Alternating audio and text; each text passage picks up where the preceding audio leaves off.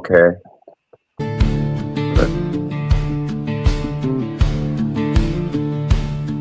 From the mountain tops to the prairies wide, we carved our dreams where the wild winds ride. With pick and shovel we staked our claim. Through fire and rain we bore no shame. The red dirt stained our boots and skin, but it built the place we all live in. Oh, Red Dirt Nation, rise and stand from the treasures deep in the soil's hand. A family of brothers, hand in hand. This is our home. This is our land.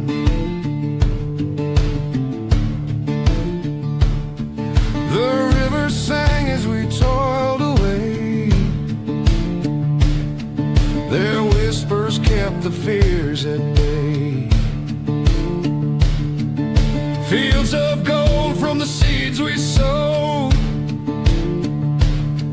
a testament to the lives we owed. Though the wind may howl, the earth may quake, but roots run deep with every stake. The blood, the sweat, the laughter too. This red dirt binds me and you. Oh, Red Dirt Nation, rise and stand. You From the bet it on treasures my deep in the soil's hand. papa. A family of brothers, hand in hand. This is our home. This is our land.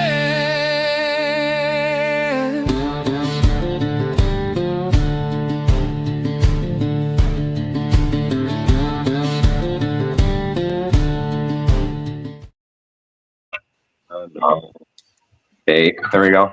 Hey, everybody out there in YouTube Nation. Welcome to Red Dirt Nation. I am Prospecting 406. Above me, we've got Reg Lab. Up in the Good corner, evening. we've got Carl Madley. And then our special guest for the evening, Steve Riedel. Thanks for coming, Steve. Evening, everyone. Good to have you, Steve. Yeah, nice being here. Pleasure having you again. I know it's only been 6 months, but it feels like it's been a lot longer than that with the way the year has gone. Oh, yeah. So, last time we left off, we had all kinds of fun discussions. Oh boy, some of the cool behind the scenes stuff you told us was incredible. Oh, I What don't have you been up remember. to? You don't remember? Well, even if we hear some old stuff, I don't care. It was all so funny. No, that's a good thing. See, you see, if you have a lousy memory, you just got to try and tell the truth all the time, so it doesn't matter, you know. But That's right. Can't lie if you're Great telling the you truth. can't really. So So, what have nice you to be been up back. to this year? I guess last year we know you were working on that business development. So, what have you been doing this year? Yeah. So it's April. It was April. It was early spring, and well, I divided my time between Anchorage. I'm still working on the project. The latest thing was I wrote a letter about the project. It includes air cargo pilots because Anchorage is probably 40% increase in air traffic, air cargo traffic in the next 5 years. So I wrote this letter, and I actually got it into the hands of some 747 captains. And they were excited. They were thinking my idea was good. So I made progress there. I flew my airplane a bunch. Haven't flown it lately. Something happened to my shoulder. Got a new shoulder injury that I'm nursing, and that's the summer. Oh man. Yeah. Yeah. Dang. Well, I built some tables and I built a bed with Emily's husband. Some projects. All right. Yeah, not much going on. No gold mining. No gold mining. That's the thing. No I left gold it to mining, huh?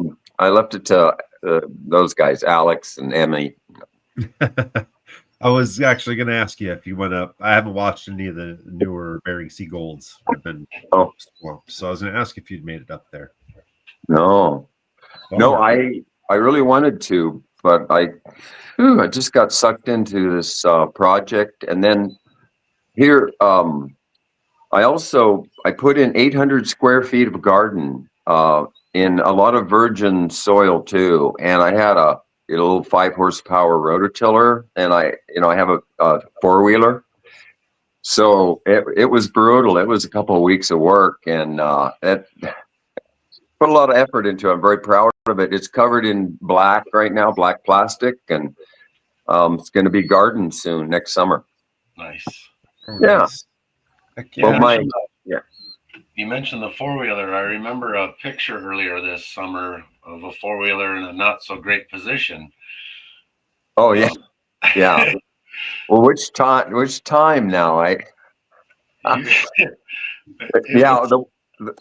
one this summer, it got caught in the ditch that's south of me, just right to the south of my property. It's along and it's about a 2.5 foot ditch, and I misjudged it. I was working up there with it, and I got sucked in. I had to lift the thing out with a tree, in a tree. I attached the thing to a tree, and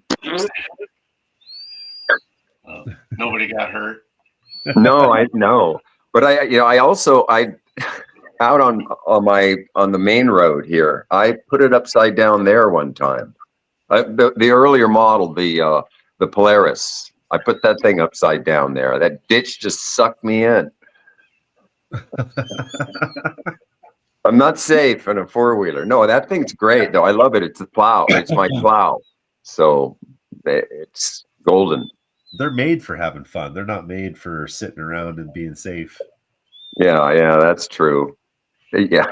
A little I love this confession because it's not often a person can say that he was DUI and then but it'd be safe, because really DUI, I'm told I don't do it. I'm not a drinker really. But in the first season of Bering Sea Gold, the first winter season, remember when we all went out there and the storm was coming in, it was getting the ice was breaking up, so it was like 11 o'clock, and we all went out there and we pulled the dredge into shore. Remember that?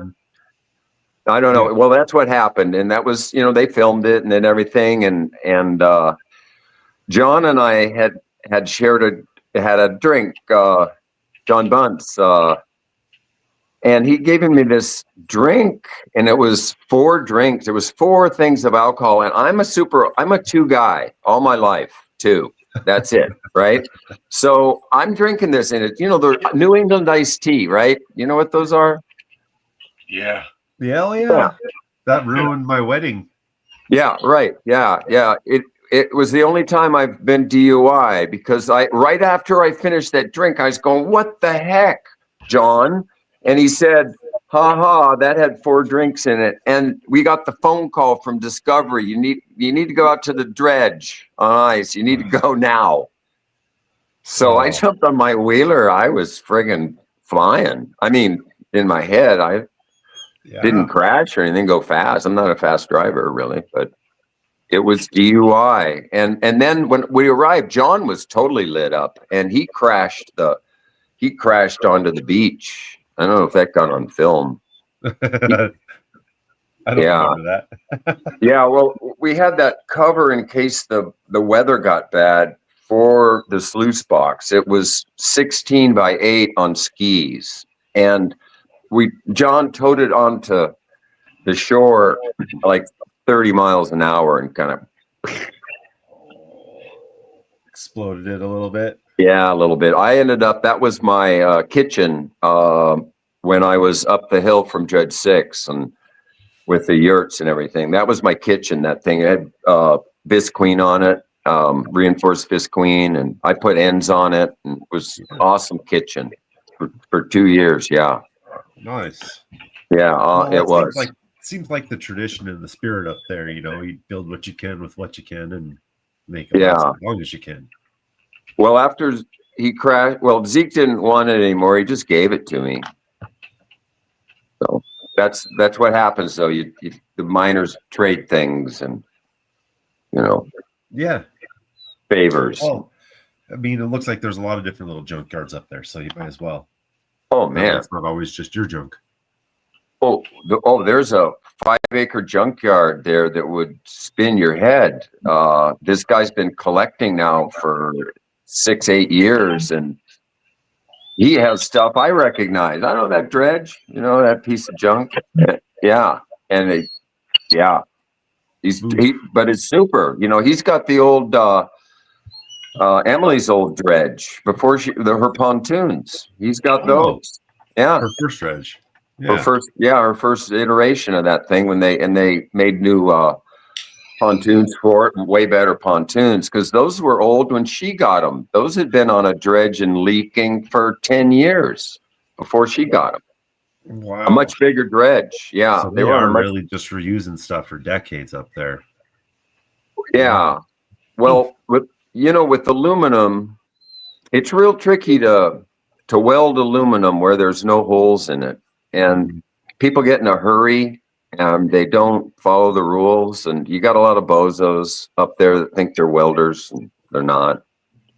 They're miners that know how to weld. No, look, you gotta love the professionals, I mean, I can weld too, and I've done a lot of it. I own a welder and taken classes, but I'm a welder butcher 3rd class, really. Yeah. I'm humble. It's just, it's hard to make an aluminum pontoon that doesn't leak. Get an expert. I believe it. I've seen people mess up welds on aluminum, so I don't doubt that one bit. I'm still practicing on aluminum, and they're not pretty. Well, there's a lot of new machines out too. The technology's tripling. Oh man, welding technology. Do you follow it at all? I get some feeds and the inverter technology now, and how small these little suitcase welders are getting. Yeah, there's this big. Yeah. Jeez. And then they got the lasers that take rust off. Yep. Wow, I want one of those. Those are 4,000. They're making a tip for the plasma cutter that I just bought, the upgraded version of it. They make a tip for that for spraying rust off. And my machine won't do that. I was so. Well, you know why the Pristine Rose got grounded or docked by the Coast Guard, right? Did that make any TV or anything? Or when I don't know. The Coast Guard wouldn't let them take it out. Really? Yeah, 2 years. 2 years ago. I haven't seen it out, and the word I got was the hull was so rusted because the Pomeranke's never maintained it. And this comes to mind because if they'd had one of those machines, they ought to have been just like 3 or 4 of them. They'd done it in a day. Yeah. But and then so I think overhauling the hull and everything is quite expensive, but I don't know. I don't talk to Sean, but I just hear things. Yeah. So. Well, being in the loop's just as good sometimes because people will tell you the truth without having to worry about, Yeah. Right. Oh, yeah. Oh, short bus riders made it. Short bus. So, Brian Stacy. What a name, huh? Brian is in chat, and Brian is saying it hasn't been out for a few years now. Yeah. All right, let's get Stacy on here. Let's make Steve the bigger picture here. I'll let you guys push those buttons. Red is probably best with that one. Yeah. Well, you got it first try. Nope, that's me. Right. Hold on. There you are. The other left. There we go. Red is the master moderator. There we go. Hey guys. Brian's All on. right. I don't see Thanks. Brian, but hi, Brian. Welcome, Stacy. Brian's Yeah, in he's just chat. in chat. Oh, he's in chat. Oh, okay, right. We tried to bring him up, but he said his internet's not so hot. So I Yeah, yeah. No, we're fine. Yeah, cool. Brian's up here. Hey, Brian. Yeah, and he said you were Hold on, right. Brian. Christine Rose hasn't been out for a few years. Yeah, I think it's because the Coast Guard and the Rusty Hull. And then what's the other name of that other boat? Myrtle or something. Yeah, the Myrtle Myrtle something. Irene or something. Yeah. Now I heard that hasn't been out for a while for the same reason. Now, what's up with that, Brian? Do you know? What have you heard? Oh, We'll interview Brian. Yeah. might as well. Why not? We got him here. He was just up there. Well, Yeah. we're talking about dredges. Emily was giving us a lot of great footage at the beginning of the year, and it's been a couple months since she put a video out. But how's her Right. season going? Without giving too many spoilers, but I'll let her spoil for herself. I haven't seen much of her this summer. She's got a 3-year-old who I gave her second ice skating lesson to today. nice. Nice. Yeah, second one ever, Evie, and then she's got Arthur, who's a young toddler, early toddler. So that has been her focus. And Alex has done so well as a minor. First of all, he found the gold as a diver, which is okay. That's 1 in 10, and then he can dive and do all that well. And then he's a good manager. So it's easy for her to just, like, that was awfully hard, but I already did that. I'm going to be a mother kind of thing. And I dig it. She's doing the mom thing. So Well, That's good. saying Yeah. about Vernon all of Yeah, a sudden no. finding a good crew. It sounds like she's got a good crew too. So Jiminy. Some of those guys go like they're real welders, they're real mechanics.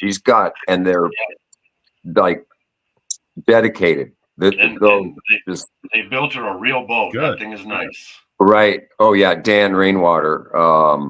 Just a real welder again, and also he can design boats, and he knows the whole thing. He grew up in that kind of thing, No, that's great. I mean, having good hands is probably the most important thing you can have, no matter what trade you're Oh in. yeah. Yeah. Yeah. I mean, like even me right now, we're struggling just to find a decent laborer that can grind concrete flat. So No, no wonder. What's the per diem?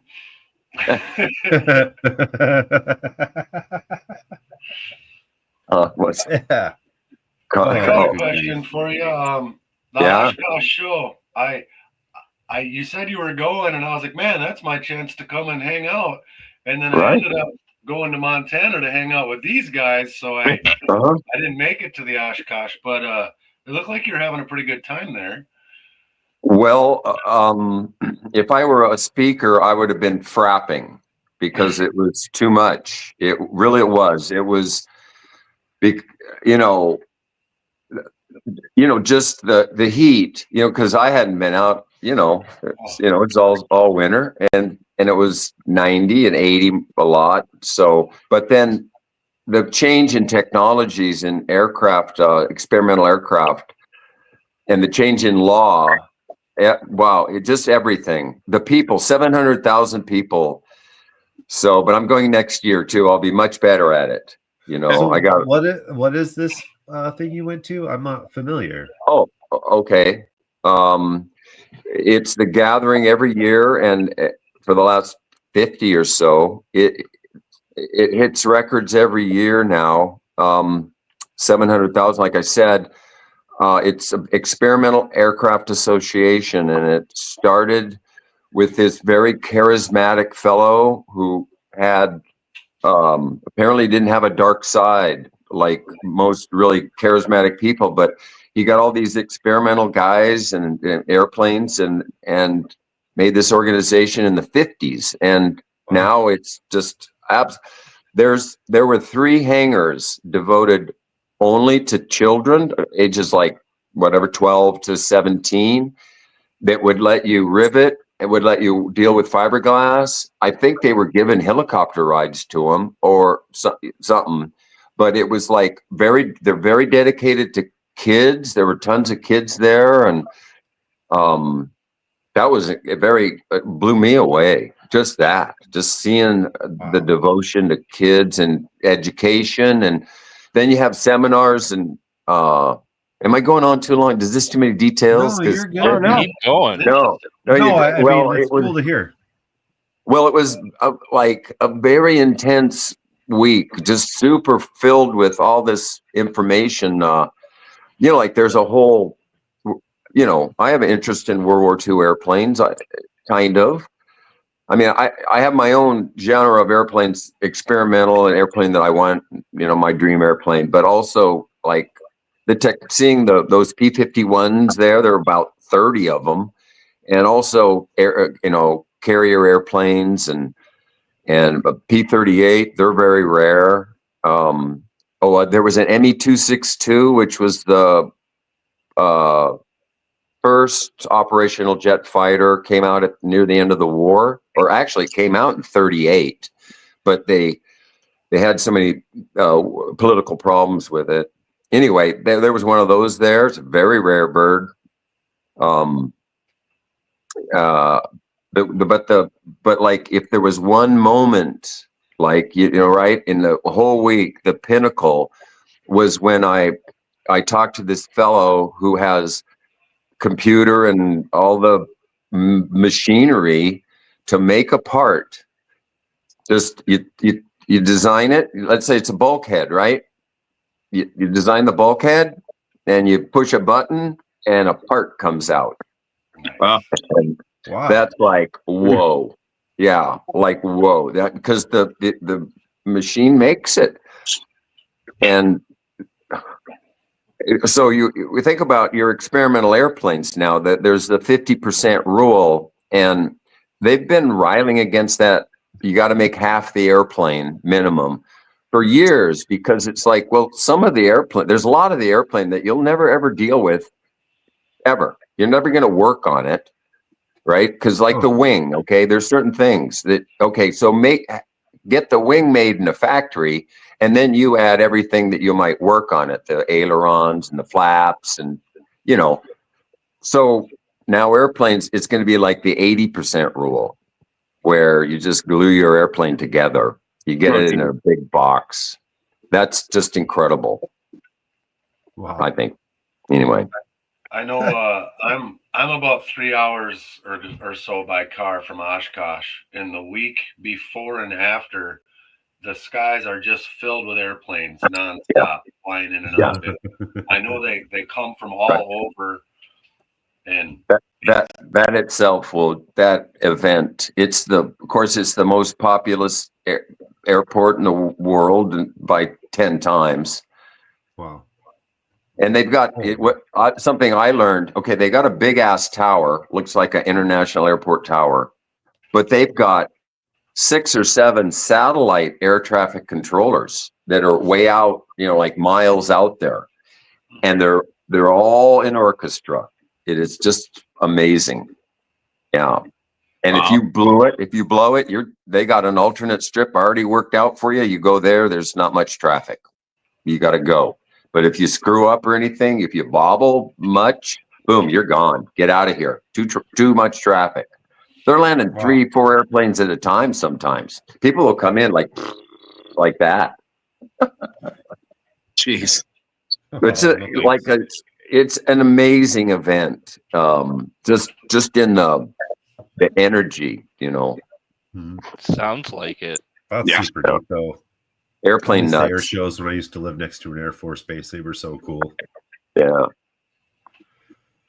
But as is life, right? Yeah, there's so much cool things in life. I mean, I'm not prejudiced towards cool boats or cool trains, or I like airplanes because in Alaska, I mean, my dream was to have one to be able to go around. It's an incredible place to see. I'm learning, actually, this summer I learned of a place on the Alaska Peninsula from a fellow pilot, my mechanic. And he described it to me and showed it to me on a map. It's an ancient cauldron, and it has a hot springs in it. Big cauldron about 10 miles in diameter, and it has a hot springs in it, and it has an airport in it, an airstrip. I'd never heard in my entire life.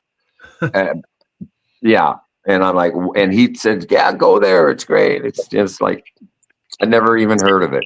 Here it is. I learned this thing. Yeah, Alaska's a great place to have an airplane. You know.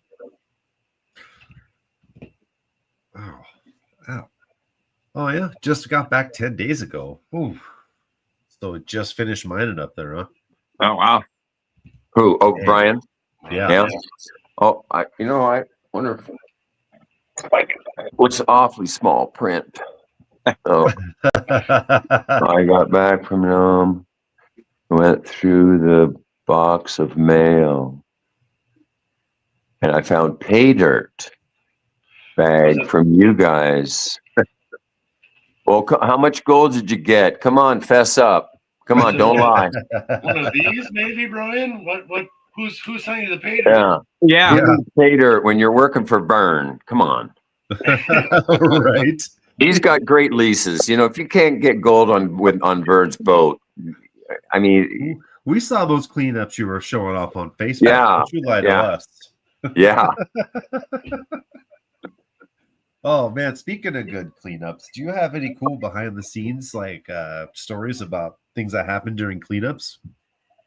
Like accidents, gold spillage, anything like that?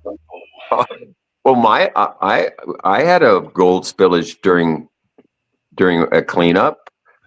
The first one with the Kellys. I had the gold on the wheeler in the front on the wheeler, and I turned around and I forgot it. I just kind of like got a little too fast, and it all just went right in. Well, yeah, we got it all. Oh, good. Okay. Whew. But I think they got it on film because as I was doing that, Chris told the producer. I don't remember. I know I can picture. I don't remember his name. Anyway, he goes, "Hey," to the producer. Producer swings around, and I think they got it. Yeah. Oh God.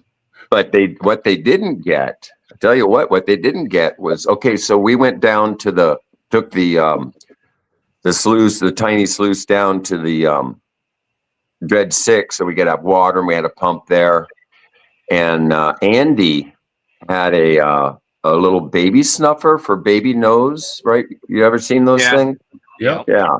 He had one in his pocket, and whenever I would turn away, he would grab some gold. Oh.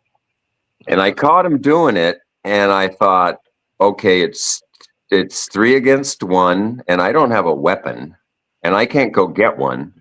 So I just kept a real close eye on him, right? After that. And Chris and Brad went about 20 feet away from the cleanup and kind of beckoned me over there, like, "Hey, we got something to share." And they're gold thieves, those guys, for sure. Yeah. I mean, straight up, they even bad straight people up showed gold. Brad stealing gold right out of the pan from his own son. Yeah. While the son's diving, he was sucking it out of the sluice box. Bullshit. God. Yeah. Thanks, Dad. Right? If you Yeah. got a family like that, who needs an enemy? Yeah. Well, yeah, it's fun. Oh, okay. So, okay. I don't.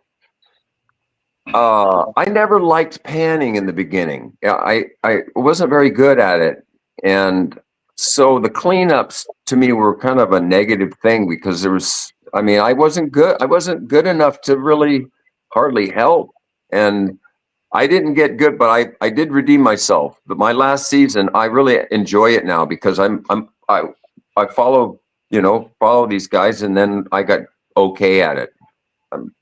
Zeke actually said my stuff was better than his, but I took twice as long. So, but I can do it. I can get the gold really clean, and but in the beginning, the first couple of seasons, many seasons, I didn't like it, and so I I don't know. I wouldn't even go to cleanups. I'd trust Zeke. My big cleanup, the one time I found a big patch that Sean forgot. There was just gold everywhere. It was my first real dive, and I think I got like 3 ounces just in that moment. And Wow. Zeke did the cleanup by himself and handed me cash. He did this Wow. cleanup entirely by himself. Or yeah, it was weird, but yeah, you know, I had no experience, and I'm down there, and you could see it was this triangle patch about maybe 30 feet on a side, and had been entirely missed, and it had a layer of gold on it, and I was a little surprised, and I worked for a while, and then I thought I might share, and so I went up and asked Zeke, you know, should I take all this gold? Do you want some? And he was so surprised. He just was shocked. So I went back down. It was weird because it was, you know, it's the only time I've ever been in good gold, really. I mean, the other stuff is meager compared to that. That was 3 ounces in like 45 minutes. It's Holy incredible. cow. That's awesome. Yeah, it was just a layer of friggin' gold God. right on it, you know? Yeah, it was, yeah, I know. It's stuff you dream about. In fact, you know what it was, guys? That was there in the 80s. That's what they were doing in the 80s. They'd go down daily and see that. And they kept a lid on it for years until Wow. Bob got real drunk and started spreading it around. Then everyone learned how to dredge. But no, for a long time, those guys kept a real lid on it. There were like 4 or 5 miners. Brian, have you ever heard of Wow. those stories? Yeah, the original guys that figured out, okay, we'll get a little engine and a little boat and a dry suit. Those guys that figured that out, that's the way to get at that gold, because no one had been able to get at it efficiently. Huh. So that was efficient, super efficient, you know, way to get Yeah. gold. Looks like the man, the myth, and the legend himself is trying to get on stage. We'll see if he makes it. Yeah, he was there for a moment. Travis, he's trying to make his way up. Oh. I called him the myth and the legend because the legend is he was coming, but the myth is he might not make it. Oh, can you do that simultaneously? Only on days that end in Y. Brian's answer: no, I never heard how the dredging started there. Yeah, Yeah. I think that's the first time I'd ever heard that myself. Yeah, too. well, that's the story. I could reveal the name of the guy. I think I did, his first name, but you guys have seen him on TV, and he's the one of the original guys that was hammering it. I lived with some of these guys that retired on that stuff and never worked again. In the Tyvek Hotel. Yeah. At any rate, yeah. He spilled the beans, got a little drunk, spilled the beans. That was the beginning of the end. Because Well, the now only it's people I could think of old enough to have been there in the 80s to do that would have been Senior Pomeranke and right, not him. That's his dad. Yeah. McCullough. I think That McCullough guy's got he might have been in on it.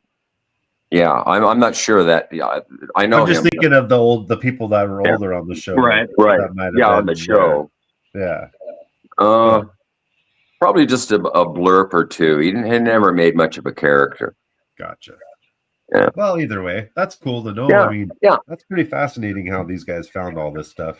Well, I think it was brilliant. You know, they tried drag lines, and they were just super inefficient. They tried like ice operations, and it never worked out. You know, waiting to the ice and bringing a machine out, and Yeah. I don't know what else they tried, but they, you know, and then these guys put it all together. They started out with just boats, tiny boats you could push out, you know, real small, and then they Yeah. worked their way up to little motors and. Oh man, dude, intense, man. These old timers and these. No, people are yeah. hardcore. Well, when there's a will, there's a way. Yeah, yeah, Just the fact that they thought about going out to like an offshore river that might be there. Would never have thought of looking underground for gold or under the water for gold. Oh, well, it was known it was there, but it was like it's there, but You know, getting at it efficiently. That how do you do that? And they you know, they tried, as I said, they tried drag lining and all some other stuff, and they never. It wasn't efficient. They Yeah, never they made did it. drag line dredging up here doing plaster, and it wasn't even efficient enough to get to Yeah. bedrock. So I can only imagine it wasn't any better in the ocean. Yeah, too random. Yeah, way too random. Got to Even keep the your eyes on the excavator gold. dredges. I mean, you know, Yeah, those I are know. efficient, but you Yeah. can't see it, so you don't really know. Yeah. And that's the other thing too, thinking in that 3-dimensional, you know, to efficiently get stuff off the bottom and then up, you know, in, Yeah. you know, in out of the water, you know, it's a complete different. A bunch of people can, you know, look at it and put their 2 cents in, but then, you know, you're just throwing a bucket out that way, and you know, Yeah. you're just guessing. Well, Yeah, that's, Too I a know. hard to get. that's the good thing about human ingenuity. You throw a problem at us, and we find a way to solve it. Right. Yep. And now they make those underwater rovers, you know, those gold rovers. What are they called? The Remotes. ROVs. ROVs. Yeah, there we Yeah. go. Yeah, those things look like they're the ticket. You should get into that. And then you don't have to dive. You just play a video game. The most successful one that I'm aware of, it's got LiDAR. It's got 6 LiDARs, and it's got 7 color cameras, and it's a 17-inch. It's a 17-inch nozzle, and it classifies on the bottom the big rock, and it sends anything less than like 5 inches up to the boat. It's an old landing craft that they widened and lengthened, and it's got the video on it. And those guys are hammering it for sure. Oh, yeah. Oh yeah, Wow. Yeah, 17 right inch down nozzle, there, that's you know. 17 inch. Yeah, Dang. I always only wondered why somebody didn't have something that had like 3 or 4 nozzles on the front, just mowing whole wide paths, you know. yeah. They offered him TV, but he wanted too much money. So Well, I would too, to be able to show off how much gold I'm finding if I was doing that kind of operation. Yeah. I mean, yeah, really. yeah, he said no. And there's a couple other boats out there that are trying the remote thing. But what I'd like to see is there's a boulder field at 60 feet, and it's hard to get into. The rovers won't get into it. And what I like to see is it's an existing technology that's used. You get a big pipe. It's 70 feet long, and you fill it full of air, and you push it right down into the boulders, and then you let go of the valve at the bottom, and it just sucks everything up. Huh. And then once it's sucked up in, then you get it into your boat, and then you recharge it with air, and you put it down there like a mosquito, and you do it again. That's what I like to try. That sounds fairly cheap. You know, it's not a lot of equipment, right? Just a good barge and some pumps. Right. Things you'd have to have an arm of sorts, you know, but that's just you'd modify an excavator be your arm, and Yeah, no, that makes total sense. yeah, that you know, but you know, if you give me just $4 million, friends, Yeah. I will let you film me for 4. Oh, if I had that kind of money to throw away, I'd just go try to get the gold myself. Well, I know, but I wouldn't have any fun if you did that. So Well, I'd bring you along. That's fine. okay, can I'd all go have along. fun. No, feed me and put me up and give me a wheeler. I'd go. That's my 3 things: feed me, house me. Well, you know, the Patriot. Do you guys get any feeds, or do you know about the Patriot? He made 10 seconds of TV. Henry. Oh, Okay, yeah, he's very obscure. He's he's got a boat. It's got to be 35 by maybe 45, a catamaran. He's got a 400 horsepower motor and this huge pump that'll pump. It'll pump gravel. It's that kind of pump. Is there a name for that? Yeah, It's like a trash pump. it's trash. Yeah, like a trash pump. It's 5 feet in diameter, and he's got it connected to an 8-inch hose that goes out. Let's see. I gotta think about what it does. But anyway, it's designed to suck like a mosquito. Again, like a mosquito, but there are no cameras yet. And and he's a 1-horse operation. I helped him. When I was helping Emily last summer for a couple of weeks, I was up there helping, and I helped him a lot too because he's fun to be around, and I was bored. Brian was saying that guy had bad luck a few weeks ago and ran his dredge aground and messed it up real bad. Oh no. And some Henry. And Yeah, I didn't like the way. I didn't like it was his skiff or his boat. And sunk his skiff. No, he ran his boat aground and sunk his skiff. Ooh. I didn't like the way that thing was powered. It had outboards in it. I don't like outboards. Ooh, Really? Man. That would just be a bummer, dude, because the work you guys have to put into those dredges up there, that's just got to be, And then just getting parts too. Oh, yeah. Well, the Really? supply chain sucks horribly. And the weather, like you can't really get anything done when it's raining sideways. So that happens like in a week. That might happen 2 or 3 times. So that blows 20% of your week. There you go. You're running on 80%, and you're at the far, far away from the end of the supply chain. And gas is $7. Whatever. Ooh. That's stupid. That's expensive. It's getting cold in here. Well, I think that they've got a video for us to play quick of some upcoming guests, and while that plays, we're all going to get a minute to take a quick break. So, All right. Yeah. stretch, Awesome. hit the bathroom. Yep. Beer, whatever you're going to do.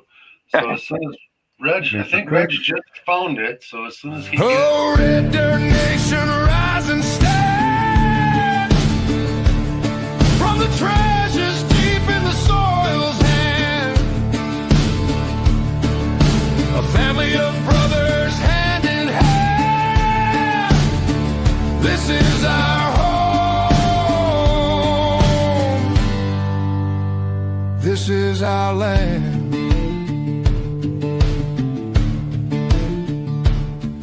The river sang as we toiled away. Their whispers kept the fears at bay. Fields of gold from the seeds we sowed, a testament to the lives we owe.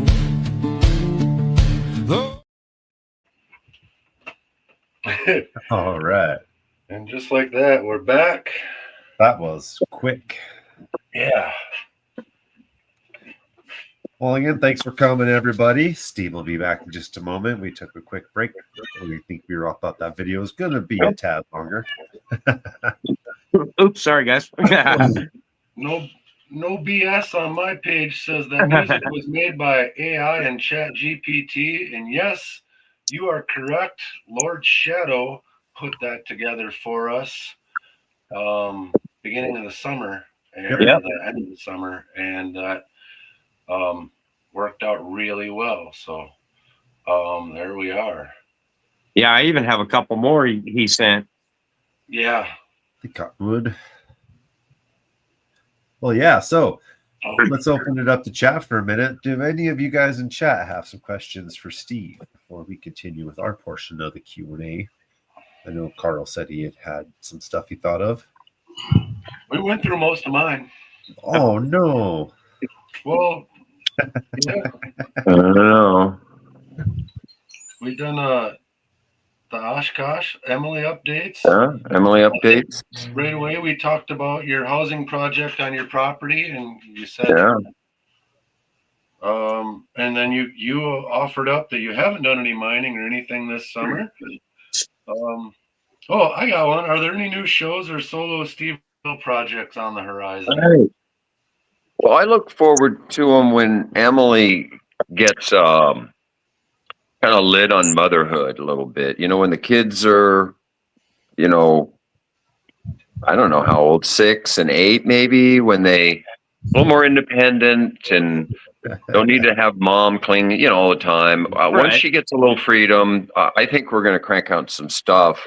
I still want to go. I still want to go to explore with the airplane. There might be some stuff for me if I can get Zeke's dad into going with me. You know, he's a pilot, and I've known him since I was a kid.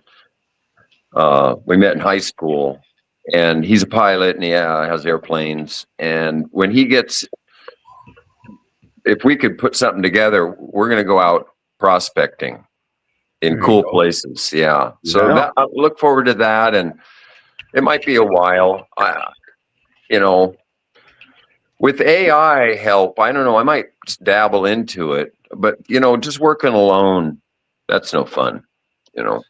Yeah. Making videos. I mean, it was so much fun with Emily making those videos that I look forward to doing it again. You know, it is fun doing stuff with family. I enjoy making videos with my kids whenever they come along. Yeah. They always lead to genuine material, you know, because they're Oh so yeah. awestruck about Yeah. everything. My Yeah. grandson's always asking me, Grandpa, can we make a video? And it's like, yeah, we'll go. I need somewhere closer to home to take him to the creek because, you know, it's a 2.5 hour ride to the good place that it's just too far for him. Yeah, my oldest just asked me if we could go rock hunting again this weekend, and it's snowing. So I told him, Yeah. We've had an extraordinarily warm fall. The Japanese current, you know, sometimes will dominate our weather. It'll come up and be forced up, and it'll bring a lot of warm and well, we had a typhoon. Have you guys the whole west coast of Alaska? Not the whole west coast, but a quarter of it. There are houses floating away. It really. I mean, many. Wow. Yeah. Wow. I've seen a few videos of that on Facebook. Yeah. That was insane. Yeah, we're getting that weather here. It's super warm and windy, and it's the fall though. The whole fall has been having that tendency. The storm is, you know, what raised yesterday. I think we topped yesterday. But yeah, that's huge for some of the coast there. And Oh, yeah. Wow. That's crazy. It's that warm up there already. I mean, it's like in the 30s here in Montana. Oh yeah. Yeah. We still got leaves on the tree, and now we got snow today. That was okay. All I right. sent this picture to my son this morning because I know you guys had an inch of snow. And I had blue skies and 70 degrees most of the day. I think it was 56 when I went outside at 7 o'clock this morning. So, yeah. But we've had miserable summer. So this is great. Oh, okay. I waited all summer Well, for this. Well, you were here, Steve, when it was super hot. It was either like you saw the 9,000 degrees and 200% humidity, or it was raining and cold. We didn't have any in between. Yeah. I had 7 days of doable weather. It got hot like one day, and the rain. We got a 3/4 of an inch in 20 minutes. That's it. That's a whole week. But that kicked some people's butt. The tenters, you know, were leaving their doors open and everything, and they got soaked. I was awoken from my nap by a raindrop, right? I had like 30 seconds to button my tent up before it was just. Oh geez. Man, good grief. I lucked out. I really did. That tenting and everything, I got a really good space in tenting. I was right next to the showers and everything. So Oh, lucky. it's awesome. Yeah. So anyway, yeah. Yeah. So when you're, are you ever going to go back to doing any of that kind of stuff? Do you think again? Is it ever tease you, make you want to go back? Oh, well, it wasn't. I only got to mine really a very short amount of time in reality, and then I had to mine on TV, and that was a big difference in my learning curve. I feel like I'm still kind of a beginner because they didn't want me to dive much anyway because the action was happening on the boat, Right. So I didn't dive as they always wanted somebody else to dive. And but I'd love to get back into it, preferably like with maybe a remote. Johnny Wills, do you know that guy? He has a remote. He's been working on for 13 years. Wow. Yeah. Yeah. Just a little, $1,000 bill at a time, Jeez. Stuff's not cheap. No. And when I was working up there last year, I lent him a huge tarp I have, and that guy was slugging it out in the worst weather we were having. It would rain for like 3 days sideways. Just Oh God. Yeah. Oh yeah. It was just miserable. Oh man. So yeah, and so anyway, so I mixed it up with him a little bit. He's a pretty cool guy. So one of these, he's got a pretty good cash flow from his business, and he comes up in mines. So. Texas. Oh, yeah, Texas. Yeah, so he's one of those guys. He just slugs it out. And, and I don't know. He's kind of an unsung hero. Those guys, I think they're really cool. They've got pretty good thing going, and then they come up and they just throw themselves at Mother Nature. And I think TV's sort of a little missed out on that. They didn't really celebrate that. It's they I don't know. This it kind of gives you a little bit of steel in your life. Makes you a little bit better, harder. The experience.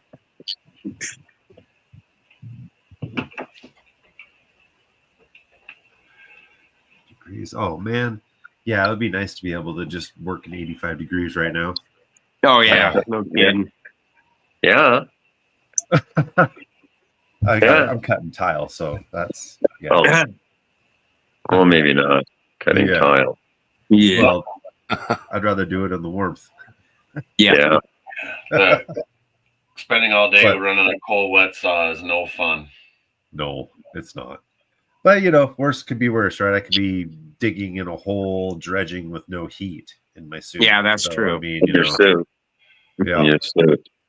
You could always join me in sitting in my front yard running a crystal shop.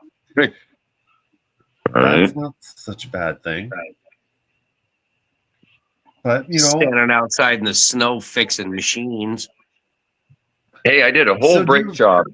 I did a whole brake job 2 winters ago on my car in the snow. Took me 4 days, but I still did it. Come on. But you did it. There's no bad weather, just bad equipment. Yeah. So do you travel much around the 48, the lower 48s or anything like that in your time? I try to. You try to? Well, I didn't get out this year, but I had a season's pass at Alyeska. They're only $200. It was incredible. So I stayed here and skied. But 2 winters ago, I went to the Dominican Republic for a couple weeks at Kite Beach. It was a lot of fun, but I loved, and then I went to Cancun before that. Fun. So you do a fair amount of traveling, mostly in the winter. It sounds like, to stay warm.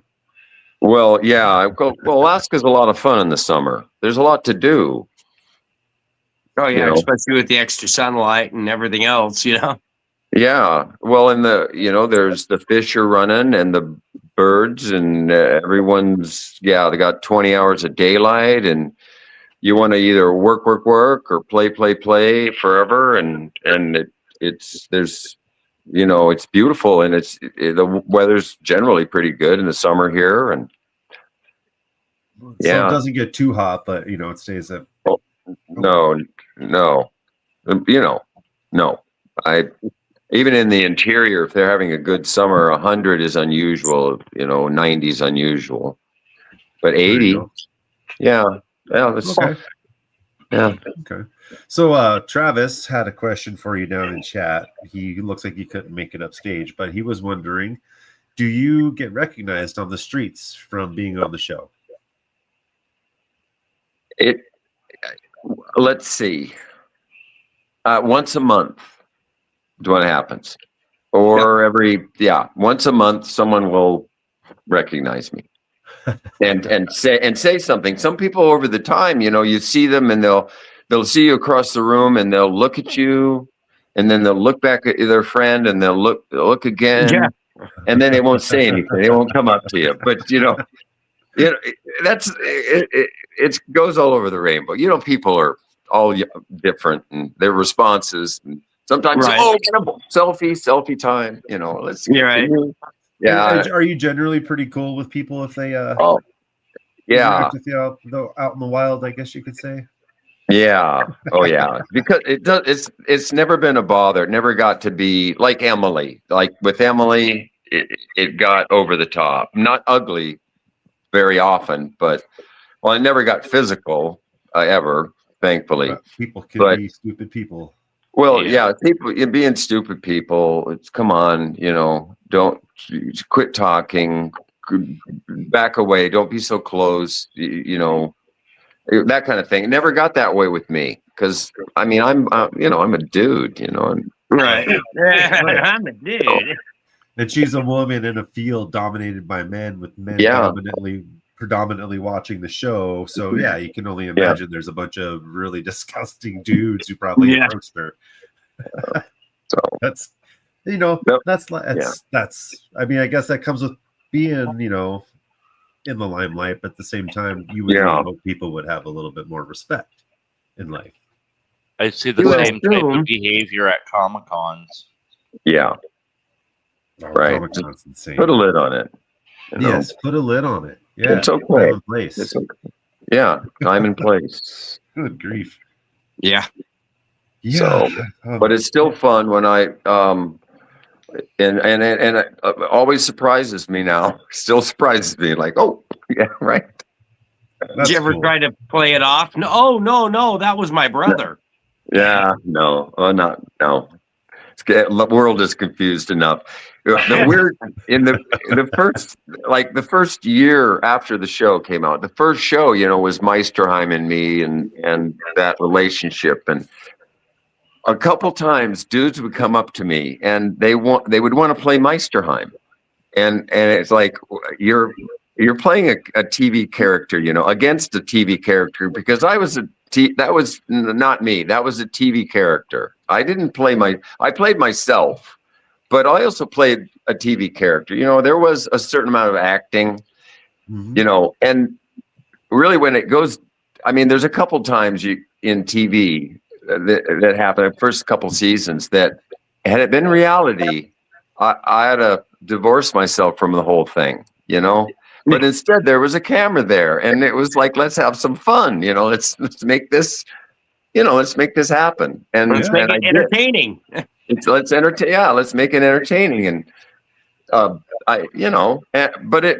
wasn't real. It was because there was TV, and let's have some fun. It was like, okay, but it's not real, guys, and really, it never was. No, nothing wrong with a little theatrics. Yeah. I mean, I'm sure some of the stuff, the gold you find and things like that, sure, some of it's real, but all the behavior, I'm sure all the people up there were putting on a show for the cameras, because it's all about ratings, ratings and views and all that. And like I mentioned before, a little bit of the reality, it gets lost. The stuff that you really could have picked up had you had more patience as a filmographer or a producer. If you had a little more patience, a little more future look, you could have made better TV, because I think the more real you are, and this is what I learned in the first year. This was the producers, what they said. He says, the more real you are, the more people will enjoy you. And if you start getting fake, they will see through it. They'll see right through it, and that they won't like you anymore. And so I tried to keep it as real as possible, that way. Yep. You know? I think that's why you always seem to stick out amongst everybody, because you could tell that wasn't just some BS. You weren't some wild child they were throwing out there, Yeah. I mean, that always seemed a bit ridiculous too. Like we've talked before, like Vernon and stuff, just the way they seem to just like force that issue, force Vern to hate on you for no reason and stuff like that. It seemed like they were pushing a lot of narratives, and it was pretty easy to tell when things weren't real. Yeah, and the thing is, and they didn't have to promote that with Vern, and they didn't have to promote that with me, but because Vern and I, we had our difficulty, and I was by then, I mean, by the second, by the 2019-20 season, I wasn't ready to put up with Vern's bullshit at all, and it was fun for me because I knew I could go toe to toe with him, and Discovery wouldn't let me. They wouldn't let me cut loose on him because I could have had the guy on his friggin' knees, huffing and puffing. I could have had him come after me, and I wouldn't have minded it at all, because he's a bullshit. He's an asshole. He's an asshole. Ask Brian. Brian puts up with him friggin' this much. Not me. Not me. Not anymore, anyway. That's good. Yeah. Oh. So are there any shows that you do watch or follow, or YouTube channels that you watch and follow? Discovery shows or any of those? No, I'm well, I watch videos on hempcrete, as an installation. And I watch videos on Miracle. Yeah, it's good. It's funny. Good stuff. I'm I really have a looking. sample bag of it here in my garage, actually. Yeah. You say that. Yeah, I'm looking at metal buildings. I watch metal building videos. Yeah. I do things like that. So it's safe to say gold mining isn't your passion. It's more of a hobby. Oh no, I'd never been in a wetsuit and only one time I touched a gold pan in my entire life. That's the start of that. Oh yeah, I was never. Well, before, I mean, I was a TV gold miner most of my career. 2 weeks of a real miner. 2 weeks, and then TV came along, and then we became TV miners. Yeah. Yeah. So, but I mean, I do love it. I do have a passion for it, but, and if this building project was finished, I'd be out there. I'd be out there mining. Okay. Oh yeah. Okay. I would, but this, I even find like owning an airplane and how much devotion you have to have as a lifestyle to own an airplane safely and successfully, both financially. Right. Yeah. Best you can. You got to manage the thing financially. You have to manage your pilot skills. And when I find that this, like, I can't, it's a conflict with my building project, because when I'm up in Anchorage, I'm away from the airplane. I can't fly it routinely. So there's that little, and to add gold mining to it, to add any adventure like that, it would frat me out. So take away from the 6 Ps. Yeah, just give me a few years. Give me 1 or 2 years. I'll be back up there. So, Awesome. It's too fun. You know what the Are you 6 kidding? Ps are, right? Proper planning prevents piss poor production. There we go. Yeah. Well, I still have $1,000 of high density polyethylene plastic I have to recover from Nome. I on my skis that were stolen from me by Discovery, by Original Productions. Yeah, I'm gonna go get them for sure. They were great skis, but they stole them and took them. It's another story that just is like weirder than hell. It's just, well, yeah, I made these skis, in my second year there up in the yurt on Steve's World. They were 14 feet long and they were 16 by 16. So they could sit above the berms. That's the problem we had is the skis were too low and we were hitting, snow drifts. And so I built these skis and I put this high density polyethylene on them. Emily used them for one season. And then the winter after that, the guy from Original Production stole them, gave them to his girlfriend to put a shed on. So they're up there in Nome under a shed. My $2,000, $3,000 skis took me a month to build them. They're held for stout too. They would take anything you put on. They'd take 4,000 pounds. I built them really well, thinking that I'd continue my career with the wintertime thing, and I was like fired the next year. Oh, dang. Yeah, I know, dang. But Emily got to use them. That's good. At least they went to family for a year. Brian says that Vern needs ice divers this winter. He'll tell him that you want a job. Yeah. Hook me up. Vern. Ice diving would be a hoot. I go up there and ice dive. I loved ice diving. If I was a diver, I'd say yeah. I'm not a diver. I'd still do it. I'd try it, but I don't know. I don't like being cold. Oh, you're not cold. You're not ever cold unless you screw up your hot water. I was never ever cold, except for there was a screw up. I put the hose in on this side, and then whenever I would bend one way, it would pinch. No. And then I'd tell everyone up there, "Hey, turn it up," and then I would shift position. And it would unpinch and it would be too hot. And I'd say, turn it down. And this went on for a while and they were irritated. I could still hear Emily's voice. It's like, what the heck? And then, you're being really picayunish down there about the heat, and it was the pinch, But other than that, when you're down there, and you got a good system going with your wetsuit and a good hot water, everything's working. That's golden. You are golden. And it's like sitting in a bathtub.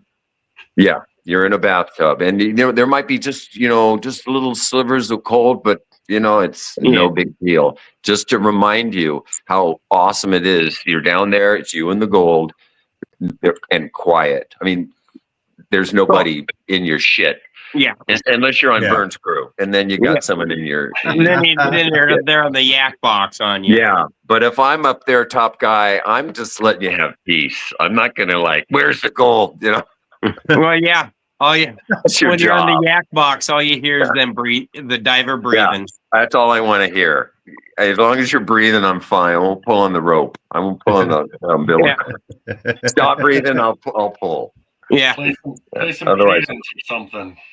Keep working, dang it. Because that's the best moment of diving, or the best moment of gold mining in the whole thing up there is when you're down there and there's no one in your stuff and you're kind of on the gold or near it and you're just working and it's peace and you're working, you're making. And after everything that happened, all the parts problems, expensive fuel, broken down vehicles, bullshit everywhere, you're there. You're doing one thing, and that's it. It's golden. Brian knows that shit. Isn't that true, Brian? Come on, back me up. It's where you want to be. Well, my degree is actually in commercial diving, so. Oh yeah. Oh, you know the story. Oh yeah, once you get the bubble going and you get that zen and you just you're down doing maybe crappy work or whatever, but you just get in the rhythm, and you're next thing you know, it's like, hey, you've been down there. Oh, what? Oh, yeah. You just kind of zone out and just become your own little world. That's it. And if you're lucky, you're getting an ounce an hour. Come on. Oh yeah, well. Or in Brian's case, 3 ounces an hour. So Travis was wondering what your close call on Bering Sea Gold was. Your closest call. Oh,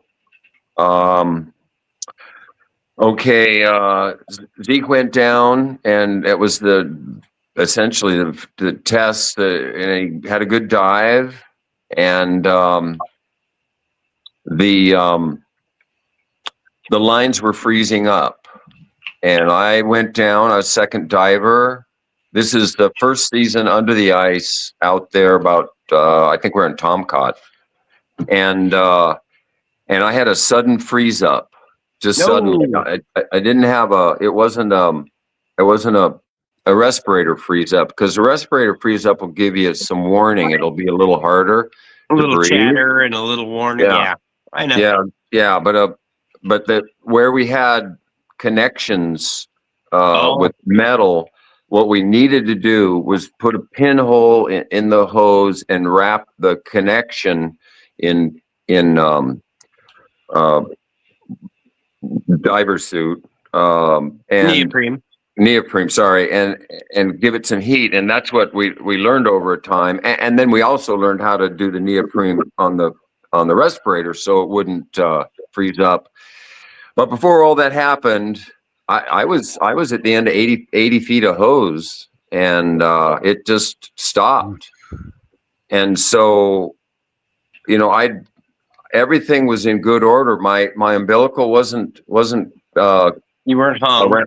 I wasn't hung up, because you learned right away that every time you move one side or the other, every 2 minutes you look back, make sure it's not there, especially under the ice, because there's no other exit, right?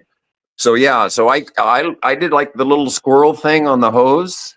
I just squirted up there like that, and then I thought, this is no kidding. I thought, what would be a dramatic entrance? Because I know there's cameras up there. That's what I was thinking.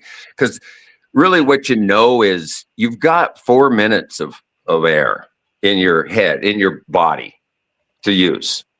4 friggin' minutes. And even though I was at the bottom of my breath at the time and didn't have a breath when it stopped, I knew I had 4 minutes before I'd pass out.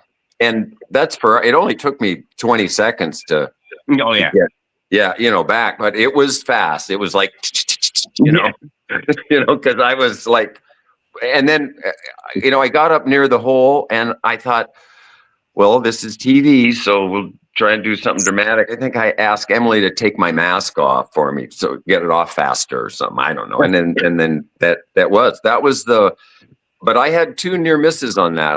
I on that air shut off twice. It was not good. It was kind of harrowing, actually. I mean, it did affect my psyche a little bit. I see you guys, the guys down there, and they're, like when I was a commercial diver, we always had a bailout bottle. Mm-hmm. That was pre-bailout bottle. And I know you guys are, what, 30 foot, 35 foot of water? Well, 20 to 27 to 30. Okay. So you're staying in the first, okay. Yeah. So you got whatever, unlimited bottom time. Yeah. It just all depends on how long the diver wants to. So yeah, you can, if you got clear water above you, no ice, all you do is one good hard, drop your weight belt, one good hard push, and 10 seconds later or less, your head's above water, Right. Yeah. Wow. Yeah. Well, my season, the first season, I had the ice boat to myself, and I had Grant and Brad, his crew member. I asked everyone to go to the bottom of the ladder and take off their mask, and then stabilize themselves. I said, don't hook up to the air bottle, the bailout bottle, right away. You've got to wait 20 seconds, because that would like imitate like any problems you might have on the way getting your mask off and getting to the bottle. So I want you to practice having that 20 seconds of clarity. And so everyone did it. I did it. And when I took my mask off, my hood came with it. And oh No. boy. Oh, Oh yeah. boy. Oh boy. And that it made it that much more interesting. But then, I did my weight thing and then plugged into the bottle. And then I said, after that, you have to wait a minute to breathe, because you still might have problems. There might be, you might can't find the hole, or you drop your flashlight or whatever. And everyone did that. Discovery wasn't about safety though. They just they didn't like safety.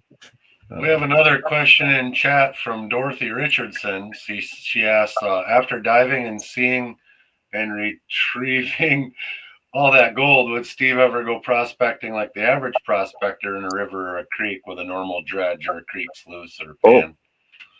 Well, my dream is to go about 100 miles east of Nome. There's an old airstrip, and I want to take a backpack dredge and a bear fence, electric bear fence. You guys Right. know that technology? Yeah, it's cheap and it's very effective. And go prospecting with the mini dredge. Yes, that's my dream. I'm going to do that as soon as I'm free of this project up in Anchorage. Oh yeah, Cool. Oh yeah. She also asked, so you would be okay with the lesser amount of gold or whatever versus the amount of work it takes? Oh, Seems like dredging is more. well, at the prospecting level, you really, you don't have generally, unless you totally luck out, you don't have the horsepower to get lots of gold. So I would be more into the fun and hoping to just pay for the cost of the fuel or something. Yeah. That's what you'd hope for. Yeah, I'd love to work for Sean running his operation and getting tons of gold myself, but that's not going to happen. I'm at the adventure level for gold now. Oh yeah. Really. All right. Travis. Well, I got one. If you could go anywhere in the world, where would you go gold mining at? Besides Alaska? Well, my friend with the Patriot, he was mining, I think, in like Venezuela or something, in the outback there. Really, really warm. And if I could hook up with someone that I knew had a operation, I think that'd be a hoot. To work someplace that's 90 degrees all the time and find gold too. And Okay. Yeah. anytime you put yourself, though, as far as like me just jumping in an airplane and going somewhere and trying to find gold, that's very, very expensive. You got to have someone that's already done the groundwork. Well, no, I just mean bucket list. Oh, Like mine would be like going to Australia. Oh, okay. Yeah. I heard tell that you could possibly mine for gold offshore Australia in the same fashion we do in Nome. Have you ever heard anything like that? I haven't. That's what but it people were wouldn't talking surprise about. me considering everything Yeah. out of the gold mining. Yeah, in New how much Zealand gold's is right in off the Australia? coast. Yeah, right. It's going to the ocean. Yep. Been doing that for millions of years, so Yeah. might get Heck, some. you can find gold in the creek right here out in our city, and we're not even near any of the known gold locations. So Right. Yeah. it's Well, yeah, pretty that's sweet. because this was a big old stinking lake like 3 times and drained in 24 hours. You know what I mean? Oh, It's It's just amazing. a big glacial lake right here in the valley we live in. We had there was more water in where we're at here than there is in Lake Michigan and Lake Superior. And it flushed out of here like 2 or 3 times. So okay. guess where all our gold went? Yeah, To downstream. Washington. Yeah. Idaho and Washington. Yeah, Uh-huh. Wow. pretty sweet. You can actually follow the runoffs all the way like see all the massive 100-foot ripples all the way to Oregon. It's pretty cool. Yeah, it's crazy. I think there's a fellow that specializes in that he has a bunch of videos about those I- extreme How about events. Nick Zettner? Bearded guy, hair, Oh. gray hair, that guy. Different guy then. Yeah. No, okay, yeah, But there's still, same thing, I'm sure. yeah. Well, it's there is no percentage in being an arrogant scientist. Absolutely none, none at all. That, Have you ever done any hard rock mining? no, No. And probably has no want to either. Well, okay, so there's an old timey doctor that lives here, Raymond. No, it's not Raymond. Dang, I'm horrible with names. He's been a miner in Ruby for 35 years, and he decides to go to Nome, and so he gets the ancient beach that's right above Dredge 5. You know where Dredge 5 beach is? The Pomerankies did Dredge 5 beach about Okay. 4 miles north, or no less than that, maybe a mile north of where Dredge 5 is, on the same ancient beach. That's where the Pomerankies, Steve, did his inland mining, right? Okay. Uh-huh. If you go, the next beach up, ancient beach up, this doctor has a big cat and 2 excavators and some domes and some kitchens, and if he's in love with Emily, so I was thinking maybe I could go to work for him. I know how to run a dozer, kind of. I can Well, put some I have. And I'm okay with an excavator too. I got 50 hours on excavators, so I work for him. Just slide in there and get a percentage, a small There you percentage. go. Heck yeah. Just I'd have to do pay that. the bills and have some extra cash. Yeah, That's all I'd want. yeah. I mean, what else do you need? Unless you're greedy. Nah, I'd be a rock truck driver. That's easier. Uh-huh. Rock Well, chuck. I would maybe hope that I would get pretty good and he would notice, and then all of a sudden my pay would go consummate to a good excavator and a gold mine, which is what? Either $70 an hour or close. So that's some pay dirt right there. Or I'd go Yeah, for it is. percentage.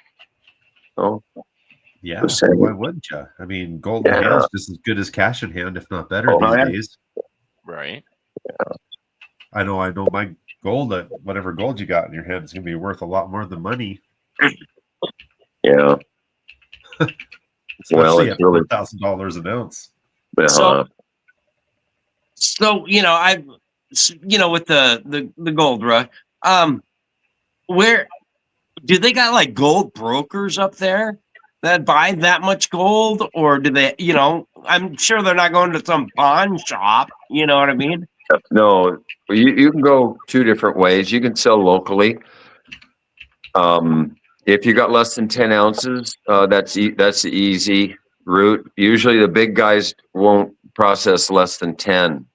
So if you're a small timer or you're lazy like the Kellys, then you're going to have to deal locally. But you can get somebody at a better price too, a better percentage, sending it out. Oh, okay. The Kellys. Well, I hope Chris learns that. I'll rib Chris anytime I can.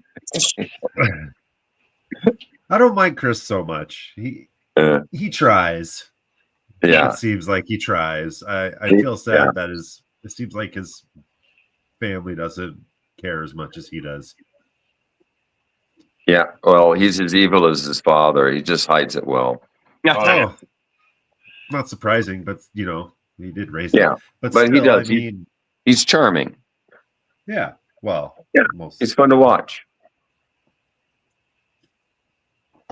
he's charming. No, he is. And he's fun to watch. He's funny and, Yeah, like you said, I mean, on TV, his persona, he definitely doesn't give off the same vibe as his dad, but No. Yeah. He is And an apple from a tree. like you said earlier, you're playing a character. Right. Yeah. Yeah. So you got to wonder just how. Well, I mean, I see it as being reality, but his dad, is he really just as shitty as you think he is? Yeah. Well, it's You know? oh no, it's deeper than that. Deeper than It's you deeper can than see. that. They gotta tell him to, be nicer. Yeah. We're gonna need They you to tone do. it down a little. No. Yeah. Hey, Be nicer. that's a true story. No, Oh. you just no. Yeah. You want another backstory? Yeah. Sure. Oh, Okay. The third season for Brad, he was now, central character with his sons. He bought a claim and he was going to run a Ponzi scheme on the claim. No kidding. He's going to sell 1,000% of the claim. And he offered this to Discovery Original Productions as a TV thing. And of course they're horrified, because that's against the law. Yeah. And he just, oops. I mean, the guy's just that way. He's just like, whatever you need to do to get your way. Jeez. And do a Ponzi scheme. Wow. Yeah. He's brilliant though. I mean, he has such a memory for detail. He's got an incredible mind, Brad, a good criminal mind. If you can have one, a good criminal. Somebody to have on your side, not on the other side. Yeah. You'd rather have him on your side. Yeah. I'll be right back. well, you told us the story last time about what happened between him and his wife that one time when he got stabbed, and it just it wasn't surprising for some reason. Wow.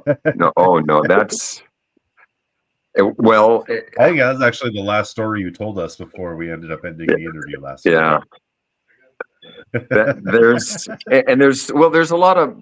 a lot more to it. It's like some of the girls, I hang out with some of the girls up there and they know his wife and they know his ex-wife, or I don't even, but they know the girls he hangs out with. And they all say, my God, those are the most batshit crazy girls in Nome. He chose. So he's got a type. Yeah. He's got a type. Brad, you don't do that. Stop doing that, Brad.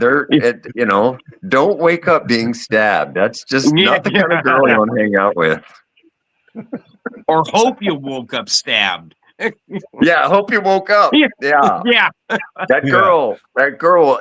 Well, okay, did she stab him where she did because she didn't know physiology? Or did she stab him where she did because she just knew physiology, but she didn't want to hurt him that badly? So she stabbed him in. You don't know which, though. That's the thing. If maybe now she knows how delicate the neck is. Yeah. No, don't go to bed, Brad. Yeah. Oh my goodness, that guy. Full combat sleeping, huh? Yeah, combat sleeping. Oh my God. I know. I'm glad my wife is sane. Oh, well. Oh.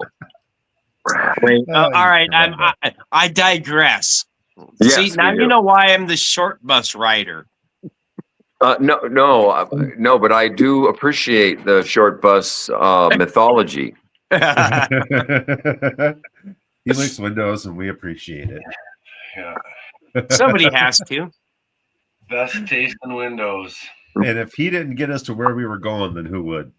Oh, okay. Is that what you drive, a short bus for these guys? No, we just giving him hell. No, I'm the writer half the time. When we're in Gold Camp, I guess I'm entertainment. Most of the time. Okay. Well, good. It's a good man to have around. Oh yeah, never a dull time with Stacy in the mix. Or the stupid guy who dives head first into little tiny holes to see where they go. Oh. Oh, Yeah, if you ever want to come adventure a small hole, I've got a great place for you to come visit. oh, that doesn't sound very like healthy. It opens up into a bigger cave, but you gotta be willing to shimmy through something small to get to it. No, I don't do any shimmying in small spaces anymore.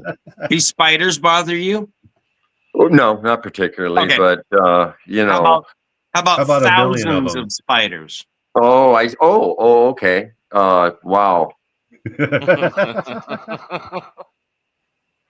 Wow. You I guys, got next time I'll bring guardians.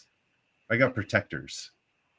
Oh, well, is there a goal here to be in this space? Are we just going there Yeah, to so I'm trying to establish. Stacy is helping me out. We're establishing like a underground load claim, and oh, to get in, Underground. you got to go through a small opening. Well, it starts out the filled with size of a spiders. beach ball uh-huh. that you got to Oh, crawl down, and then you got to crawl through about the size of a basketball right now.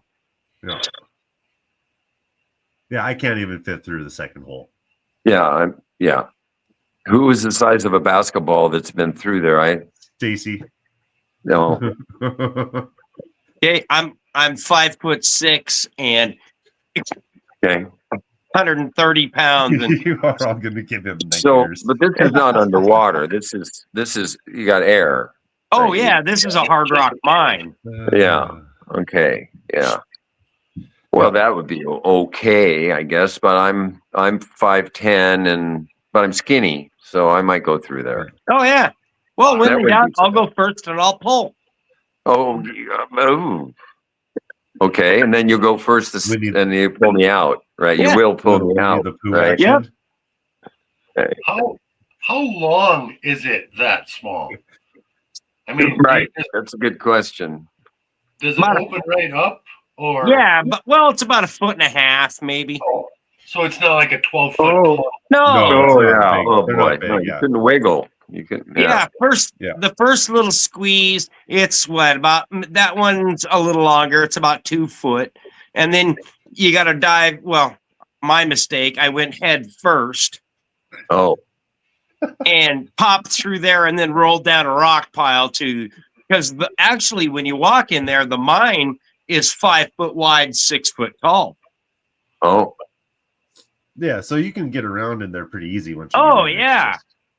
I could walk with both arms open, and I'm 5'6", and it was above my head. Didn't have to duck anywhere. How long is the shaft? About, I would say 60, 70 yards Oh wow. through solid rock. Uh-huh. And then at the end, it goes down, like they were going to start going down. Yeah, it drops down about 3 foot, and then there's another shaft. It's about another 10 feet off to the right-hand side, and they started punching another shaft that way, or another drift. Yeah. Ooh, dinner. I want dinner. So yeah, and the pyrite crystals, some of them back there, whoa, are quarter inch. Oh wow. Signs of gold then. Or Yeah, not? yeah. Oh, yeah. yeah. It's definitely And- there's placer gold even up there too. So there's definitely Yeah, gold all over. we found one of their little high grade piles that came out of the mine, Oh. and pretty good stuff. Not bad. Need to do some more crushing, but yeah. So if you ever find yourself in Montana, we'll take you out. We Oh yeah, know some really cool places to go. I'd come back Recently and go for discovered that. where bedrock was on our placer claims that were in our gold club, and You could do that in the winter. deep. Oh yeah, you can't get up there in the winter. Oh, okay. It's just to get to the bottom of the creek, it's like 5,200 feet in elevation, and then you have to go up another 1,200 feet. yeah. Oh. And there's no established road. It's all hiking, so it's a 1 mile walk. Oh wow. from the Yeah. Those guys are bad boys then. They're way out in the middle of nowhere. We were. They were. It's pretty cool. There's an old burnt down cabin up there, stove, and all sorts of stuff up there. Tons of amethyst and rose quartz and quartz crystals and Awesome. Charged by a javelina. A javelina. Was the javelina, javelina the mine? little pig. Well, Oh. I don't know if you can see this, Steve, but Brian says he was in a mine with Mike Pung and got charged by a javelina, and he started blasting. oh my God. What's a javelina? It's a That's like a little pig. little wild pig. Oh, right, yeah. Huh. Could you imagine a 357 going off in a mine? Oh, Yeah. No thanks. wow. Big A noise. small animal can be quite vicious if it's protecting its young. Yeah. Oh, could you imagine your ears ringing or bleeding for the next 3 weeks? Oh, Oh, I can. When I was out hunting once, my friend shot his rifle right next to my head, oh. not paying attention to what I was doing. Whoa. Yeah, I was deaf for like 4 days.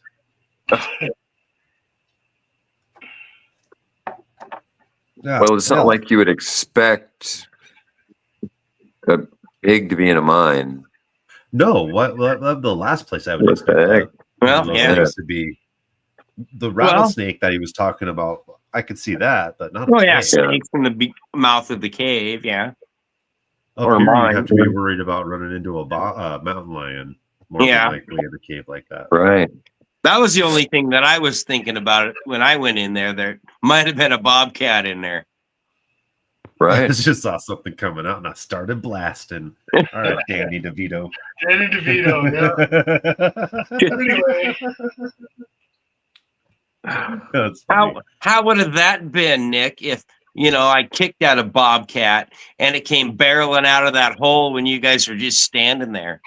Oh, I'd have shit my pants probably. I'm not even gonna lie.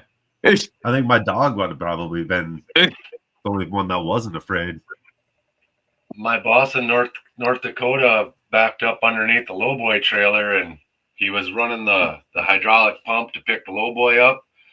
And when he got it picked up, a cat come out from underneath of the trailer that had been hit by a car. It was a little wounded, but it was still.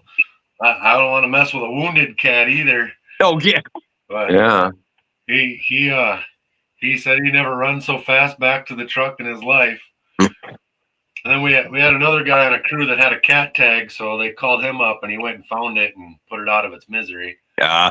But not something you expect when you pick up a semi trailer to Yeah. mountain lion come rolling out from underneath. A wounded one. Yeah. So Steve, how bad is there? Well, I've heard that there's a lot of bear problem up there. Is it Oh, just yeah. Nome or in your area or? Well, in Nome, the Grizzlies, when we were there at Steve's World, the closest that we ever saw a grizzly was a few hundred yards, just kind of skirting the area. But they do come down seasonally, just kind of, I guess, looking around. They don't go into town, as far as I know. They've never had trouble with them. But you get in further out, and you're dealing with them all the time. If you get really out on the peninsula there, all those places, yeah, they're all over the place, and you run into them, and sometimes they're hungry. So most of the time they're scared of you, but every once in a while you run into one that's dangerous. So you got to be armed out there. Are those the only bear you saw out there too? Were grizzly bears? Did you ever see blacks or polars or anything else out there? Oh, The Kodiaks. the Kodiaks stay in the island. That's Okay. yeah. You don't have them up there. And the polar bears are super rare. Oh, really? Yeah, there and in where we are, they hardly get down to Kotzebue, not very often. Yeah, they stay further up north. The black bears, I've never seen one, and I don't know much about the black bear population there. We have them here all the time. Summer, spring, early spring, they'll come through on the beach, or they'll come up here, sniff around. There's a most dense population of black bear in North America across the bay on the Chugach Peninsula. Yeah, very, very dense population of blackies. And as I say, they do come around here. I've never seen a grizzly here in Homer. Okay. Yeah, Brian would say they killed a grizz in Nome this year. Oh, okay. Yeah. Oh, in town. Yeah. Yeah. I imagine they do. Some stupid young, some teenage bear that just hasn't figured out food yet. Stay away from the people. Yeah, and hasn't figured out stay away from the people. Oh. Well, gentlemen, I think we're approaching the pointy end of the night here. We're I starting to believe so. drop off on viewers. Yep. Goodbye, everyone. Want to do another plug for our upcoming guests, so I'm going to play that video one more time before. Who is it? The outro. So I know. Oh, we got a few people coming up for Let's our upcoming interviews. Let's thank you, Steve, very much, man. Appreciate you. Hey, it was great, guys. Yeah, thank you very thanks for much, coming, man. Steve. I'll keep you in wonderful mind conversation. next. Yeah. Yeah, I'll have to have you up again. You know, 3 times in a row. Absolutely. If you Yeah. want to hang out for a minute after the video, we can talk backstage. Okay. Yeah. Thank Well, everybody that's for good. Thanks, everybody. Thanks everyone for watching. Yeah, Thanks, Brian. Red donation. Yeah, there. Brian, the if you gold, want to Brian. jump up Get the on gold. backstage, we can send somebody send him a link or put He's it in already chat got or it. something. He's not got good internet. Yeah. Oh, okay. He's not got good internet. He's on text only. Oh, okay. All right, here's our upcoming guest video. Thank you, everybody. Oh, Red Dirt Nation, rise and stand from the treasures deep in the soil's hand. A family of brothers, hand in hand. This is our home. This is our land.